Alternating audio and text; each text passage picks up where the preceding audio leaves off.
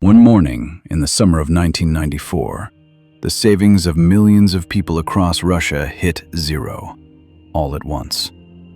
Pensions, wages, the money from sold apartments, everything people had carried to one man turned to dust in a matter of days.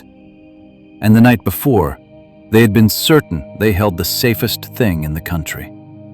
Because the paper in their hands had done nothing for half a year but climb. Twice a week, every Tuesday and Thursday, its price went up and never down. That was what convinced them. If it only rises, it must be safe. But the very fact that the price only rose was the proof of the fraud. Real money does not behave that way. Only a pyramid behaves that way, one where the old investors are paid with the money of the new. It was doomed from the first day.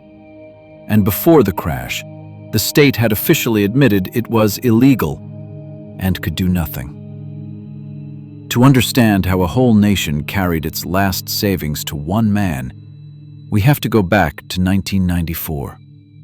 This is not the Soviet Union anymore. This is Russia, a separate country for barely 3 years. Hyperinflation had just devoured people's savings. They no longer trusted the old banks, and they wanted a better life now. And so, from the 1st of February, shares in a company with 3 letters in its name, MMM, went on open sale across the country. On every television screen, a cheerful working man from the ads spent those shares on a pair of boots for his wife, then a fur coat. He was not a real investor. He was an advertising character, the face of the campaign. But people watched his ads like a soap opera, and the promise in them was always the same. You can get rich doing nothing. And at first it worked. The price of the shares, and later the tickets, was set by the founder himself. He set it personally, twice a week, on a single principle. Today is always more expensive than yesterday. The paper climbed before your eyes. Whoever invested early could walk in, sell, and walk out with a real profit. They told their neighbors, and the new ones came and brought money, and the price climbed again. In half a year, it rose 127 times over. The tickets circulated almost like a second currency. People paid for food and clothes with them. From the outside, it looked like a miracle. The one piece of paper in the country that only ever went up. To understand why this miracle was doomed, you have to look not at the cues at the windows, but at the simple arithmetic. Start with what this paper even was. When the company ran out of the shares it was allowed to issue, it brought out MMM tickets. On the surface, almost a Soviet banknote. The same format, the same engraving, only in the center, instead of Lenin's face, the portrait of the founder himself. Legally, it was not a security at all, a souvenir, a coupon, a slip of paper. And that was exactly the point. The tickets fell outside any oversight. There was nothing to regulate them with. The price of one ticket equaled 1/100th of a share, and the same man set it on the same Tuesdays and Thursdays. Now, the arithmetic. There was no business behind this paper. The money was not invested, not put to work, not turned into anything. The profit paid to old investors came from exactly one source, the deposits of new ones. And here is the trap. To pay the people who came yesterday, more people with money have to walk through the door today. To pay them, even more tomorrow. The base has to grow without end, double, then double again and again. But the number of people in a country is finite. At some point, the new ones stop being enough, and there is nothing left to pay with. In that instant, the paper that only ever rose is worth zero. The collapse of a pyramid is not a risk and not bad luck. It is not if, but when. It is written into the structure from the first day. There is only one open question: who will be holding the paper at the moment the music stops? And here is what matters. That this was a pyramid was no secret revealed only later. The authorities understood it too. As early as June of '94, a decree went out against deceptive advertising. The state already saw the danger. And on the 22nd of July, the Ministry of Finance named the company outright among firms illegally issuing unregistered securities. So the state officially admitted it. This is against the law. But there was nothing to protect people with. In the Russia of 1994, no law against financial pyramids existed at all. The scheme could not be stopped, and the money could not be returned. And the whole time, the ads ran calmly on the country's main television channel. The ministry's statement landed, and the fragile trust collapsed. Crowds formed at the offices. Now everyone wanted not to invest, but to pull their money out. The price that had only risen for half a year fell almost to zero in a matter of days. The tickets became paper overnight. And on the 4th of August, armed Interior Ministry and tax officers stormed the founder's apartment. They arrested him. But here is the detail that holds the whole truth. They did not arrest him for the pyramid.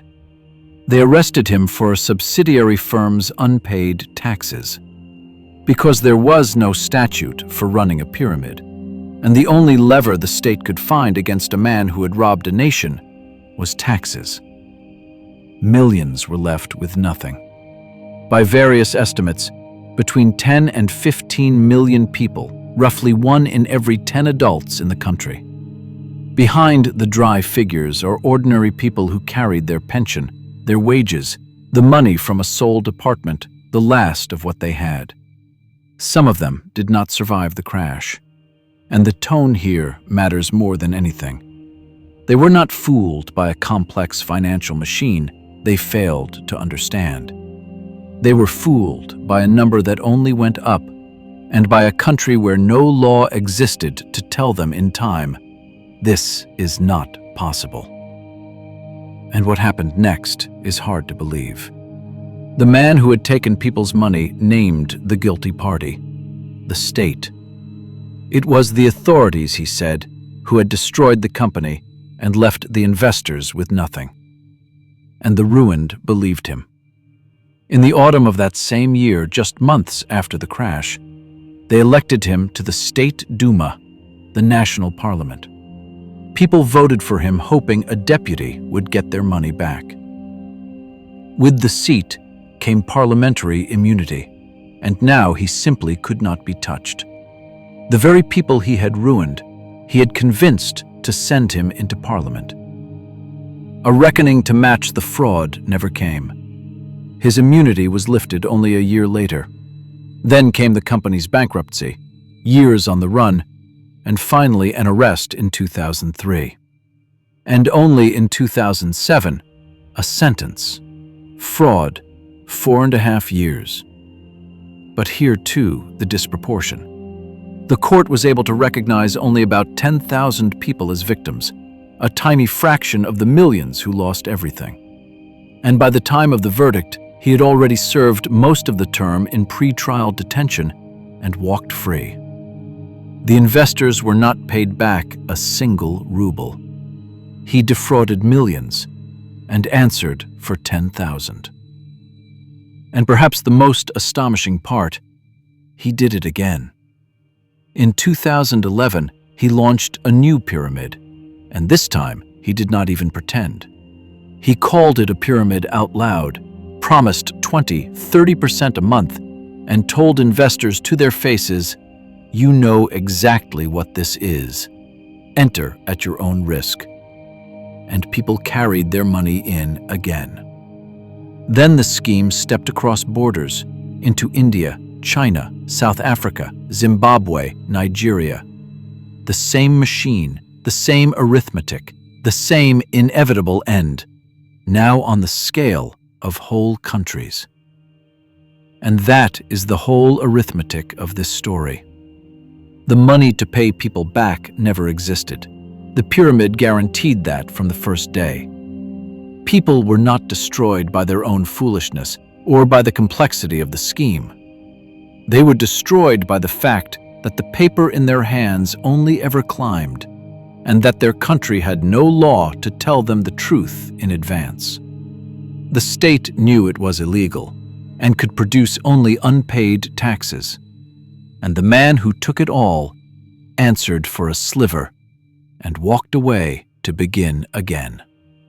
A law against financial pyramids did come to Russia in the end, but more than 20 years later, when that money was long gone. The cheerful everyman who promised easy riches from the screen was an invention, an advertising character. The millions of people who believed him were real. The man behind it all died in 2018 at 62. His heart gave out at a bus stop. His funeral was paid for by the investors of his final pyramid. They were carrying money to him to the very end. A whole nation was convinced you could get rich doing nothing. And when the savings of millions hit zero, the blame was pinned on anyone at all, anyone but the man who set the price.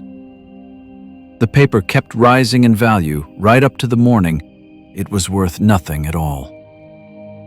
Rob one person, and they will come for you. Rob an entire nation, and there is no one left to answer to.